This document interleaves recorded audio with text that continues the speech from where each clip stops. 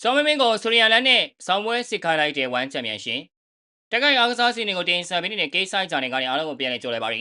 ဝမ်ချန်ပီယံရှစ်ကတော့ပရိသတ်တွေကိုအားအသင်းစင်မဲ့တွဲဆိုင်တစ်ခုကိုချပြလိုက်ပြန်ပါပြီလာမယ့်ဩဂုတ်လ21ရက်နေ့မှာကျင်းပမယ့် One Friday Fight ရဲ့ The Inner Cycle ပွဲမှာမြန်မာဖိုင်တာစောမင်းက Thai Fighter ဆိုရီယန်လက်နဲ့ Flyweight ဝင်တိုင်းပွဲထိုးသက်သွားမှာပါဝမ်ချန်ပီယံရှစ်ဘက်ကဒီတွဲဆိုင်ကိုတရားဝင်ကြီးညာပြီးချပြလိုက်ပါပြီဒီတွဲဆိုင်ကလည်းအားလုံးကိုအားအသင်းစီခဲ့ပါတယ်အားလုံးသိကြတဲ့အတိုင်းစောမင်းကဝမ်မှာနောက်ဆုံးတစ်ပွဲဆက်ရုံးနေထားခဲ့တာပါဒီလိုမျိုးရလက်ပိုင်းရုံးကန်နေရတဲ့ fighter ကိုစူရီယန်လက်လို fighter မျိုးနဲ့ပေးတွေ့လိုက်တာကစမမင်းအတွက်တော့တွက်ချက်ရခက်ခဲမဲ့ပုံစံတစ်ပုဒ်ဖြစ်လာအောင်ပါပါ။တိုင်း fighter စူရီယန်လက်က1ချန်ပီယံရှစ်မှာ18ပွဲအထိထိုးသက်ထားပြီး17ပွဲနိုင်9ပွဲရှုံးထားခဲ့ပါတယ်။ဝမ်လိုနေရာမျိုးမှာဒီလိုရလက်ပိုင်းကအတော်လေးကောင်းပါတယ်။စူရီယန်လက်ကမြန်မာ fighter တိုင်းစင်ကိုအနိုင်ယူထားဘူးသလိုထိုင်းနာမည်ကြီး fighter တွေကိုလည်းသူတပြန်ကိုတပြန်စော်ထားခဲ့တာပါ။နောက်ဆုံးထိုးသက်ခဲ့တဲ့ပွဲမှာလည်းရာမာဒန်အွန်တက်စ်ကိုအမှတ်နဲ့ရှုံးထားပေမဲ့အများကြီးလုံးပြထားခဲ့တာအားလုံးမြင်ပါပြီ။အကုန်လုံးကိုခြုံကြည့်ရမယ်ဆိုရင်ဆိုရန်လက်ကအတွေ့အကြုံမှာအကုန်စိတ်တဲ့ပိုင်းတော်လေးကောင်းတဲ့ fighter ပါမြန်မာ fighter ဆွမ်းမင်းကတော့1 fighting fight 3ပွဲမှာပထမဆုံးတစ်ပွဲနိုင်ပြီးနောက်ဆုံးတစ်ပွဲဆက်ရှုံးနေထားခဲ့တာပါ